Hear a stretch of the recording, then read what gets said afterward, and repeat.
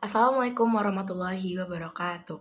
Salam sejahtera untuk kita semua. Sebelum perkenalkan, nama saya Hana Nevokonita dengan NIM 21040125122 selaku mahasiswa dari Departemen Perencanaan Wilayah dan Kota, Fakultas Teknik Universitas Diponegoro. Pada kesempatan kali ini saya ingin menyampaikan ulasan sekaligus pandangan pribadi saya mengenai permasalahan bahasa Indonesia yang terjadi di sekitar saya, khususnya di tengah perkembangan teknologi dan era digital ini yang semakin pesat. Topik ini saya angkat karena bahasa Indonesia adalah bagian penting dari kehidupan sehari-hari, namun seringkali penggunaannya ini nggak mendapatkan perhatian yang semestinya gitu loh. Bahasa Indonesia ini bukan hanya alat komunikasi, tetapi juga sebagai identitas bangsa, simbol persatuan, dan cerminan karakter masyarakatnya. Namun, dalam realitas kehidupan saat ini, penggunaan bahasa Indonesia ini menghadapi berbagai tantangan yang cukup serius, baik dari segi kebakuan, kesantunan, maupun sikap penuturnya terhadap bahasa itu sendiri. Salah satu permasalahan utama yang paling mudah kita temuin adalah menurunnya penggunaan bahasa Indonesia yang baik dan benar dalam kehidupan sehari-hari. Di lingkungan sekitar kita, baik di kampus, di tempat kerja, ataupun di ruang publik, bahasa Indonesia ini sering digunakan secara nggak sesuai dengan kaidah kebahasaannya.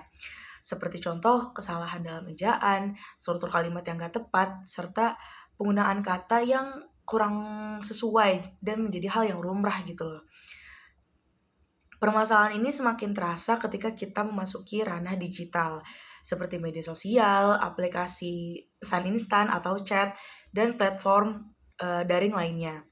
Banyak orang yang lebih pilih untuk menggunakan bahasa-bahasa yang singkat, gak lengkap, bahkan mengabaikan aturan dasar bahasa.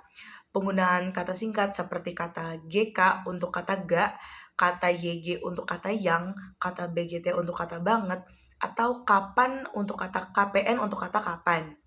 Sudah menjadi kebiasaan yang dianggap wajar gitu loh untuk menyingkat kata-kata seperti tersebut.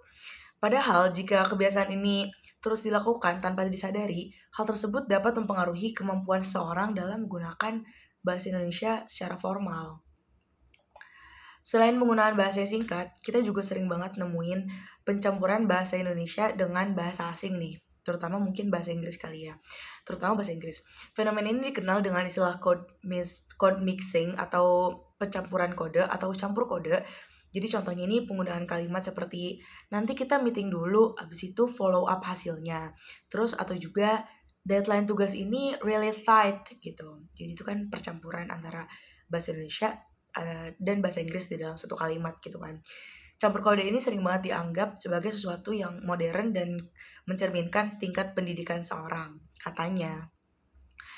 Namun nih, kalau kita cermatin lebih dalam, fenomena seperti tadi itu justru nunjukin berkurangnya rasa bangga kita terhadap bahasa kita sendiri, yaitu bahasa Indonesia. Padahal sebagian besar istilah asing itu sebenarnya tuh udah punya padanan sendiri gitu di dalam bahasa Indonesia. Ketika kita lebih memilih untuk menggunakan bahasa asing, itu kayak secara nggak langsung kita nempatin bahasa Indonesia di posisi yang lebih rendah, which is di bawah bahasa asing tersebut gitu loh. Permasalahan lainnya yang cukup memperhatiin adalah kurangnya kesantunan dalam berbahasa, terutama di media sosial. Seperti contoh di dalam komentar, forum daring, atau platform diskusi. Kita sering nemuin penggunaan bahasa yang kasar, provokatif, atau bahkan mengandung ujaran kebencian. Banyak orang yang ngerasa bebas berkata apa aja tanpa mikirin dampak dari bahasa yang mereka gunakan. Dampak kedepannya tuh apa sih? Mereka tuh nggak mikirin itu gitu loh. Hal ini nunjukin bahwa kita tuh masih rendah banget atas kesadarannya. Rendah kesadaran dalam berbahasa yang kalau berbahasa tuh mencerminkan sikap dan kepribadian seorang loh gitu. Ketika bahasa digunakan secara nggak santun, maka nilai etika, sopan santun, dan saling menghargai pun ikut tergerus gitu loh. Padahal bahasa Indonesia sejatinya ini menjunjung tinggi nilai kesopanan dan kebijaksanaan dalam bertutur kata. Permasalahan bahasa Indonesia juga dapat kita lihat dalam lingkungan akademik, khususnya di kalangan mahasiswa seperti kita ini. Masih banyak mahasiswa yang memiliki kesulitan dalam menyusun karya tulis ilmiah menggunakan bahasa Indonesia yang sesuai dengan kaidah. Seperti contoh kesalahannya itu kesalahan tanda baca, pemilihan diksi yang kurang tepat, sehingga struktur paragraf ini jadi nggak efektif. Itu sering banget ditemuin dalam tugas, makalah, ataupun skripsi. Kayak kita kan sebagai mahasiswa kan banyak banget kan dapat tugas-tugas tersebut gitu. Hal ini menunjukkan bahwa bahasa Indonesia ini sering banget dianggap mata pelajaran pelengkap. Bahkan bukan sebagai keterampilan penting yang emang harusnya dikuasain, tapi hanya sebagai pelengkap gitu loh. Padahal, kemampuan berbahasa yang baik itu sangat berpengaruh terhadap kualitas pemikiran dan penyampaian gagasan seseorang. Bahasa yang nggak tertata dan dengan baik itu dapat menyebabkan pesan yang disampaikan tuh jadi nggak jelas atau bahkan salah dimaknain, yang dimana mungkin bisa menimbulkan kesalahpahaman atau miskomunikasi lah istilahnya gitu. Selain itu masih ada anggapan di masyarakat bahwa menggunakan bahasa Indonesia yang baku itu terdengar nggak menarik gitu loh. Banyak orang yang ngerasa lebih nyaman menggunakan bahasa yang nggak resmi dalam berbagai situasi, bahkan dalam konteks formal. Akibatnya, batas antara bahasa formal dan non formal itu makin kabur gitu loh, makin nggak kelihatan batasnya. Jadi orang makin nggak ngelihat kayak, ini sebenarnya formal atau enggak sih, kok cara bicaranya kayak gini, gitu. Karena semakin nggak ada pembedanya lah gitu.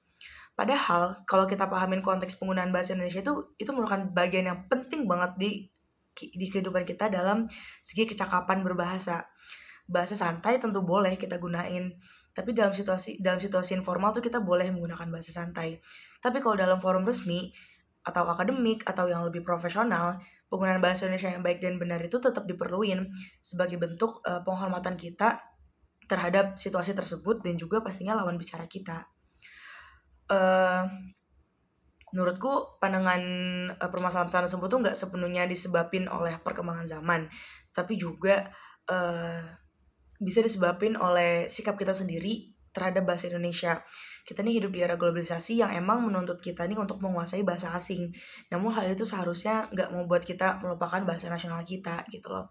Kayak mungkin contoh yang bener-bener aku ngerasain impactnya, dampaknya ke diri aku sebagai mahasiswa terutama dan di lingkungan teman-teman aku itu kayak contoh mungkin dalam segi online-nya atau daring itu masih banyak banget.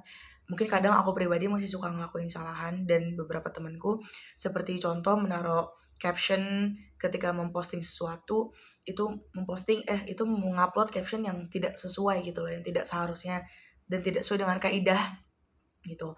Atau mungkin dalam segi chat juga, chat antar teman itu banyak yang memang tidak sesuai dengan penggunaan kaidah tersebut seperti yang tadi udah disampaikan kan, kayak banyak dari anak-anak muda zaman sekarang itu menggunakan bahasa yang disingkat-singkat atau mungkin mereka punya istilah sendiri yang dimana mungkin mereka di posisi itu mereka ngerasa lebih gaul, mereka ngerasa lebih lebih santai gitu loh, lebih nyaman menggunakan bahasa-bahasa tersebut. Ya dimana sebenarnya itu jauh banget dari kaidah-kaidah. Atau bahkan lebih parahnya kadang banyak dari orang-orang anak muda zaman sekarang itu menggunakan kata-kata yang kasar dan jorok gitu loh. Jadi itu semakin jauh-jauh lagi dari kaidah-kaidah yang memang seharusnya kita gunakan gitu. Terus kalau secara offline ya atau secara realitasnya, secara bertemunya langsung itu yang benar-benar aku ngerasain dan banyak sering terjadi itu seperti contoh ya di kehidupan mahasiswa itu banyak uh, bertutur kata yang tidak sopan dalam segi contoh dengan lawan bicara. Misal banyak dari kita yang contoh berbicara kepada orang yang lebih tua atau contoh ke dosen deh gitu. Ke dosen ketika di kelas atau ketika mungkin berbicara langsung mau izin atau apa, itu banyak sekali yang masih menggunakan bahasa-bahasa yang salah gitu loh, yang terkesan tidak sopan. Jadi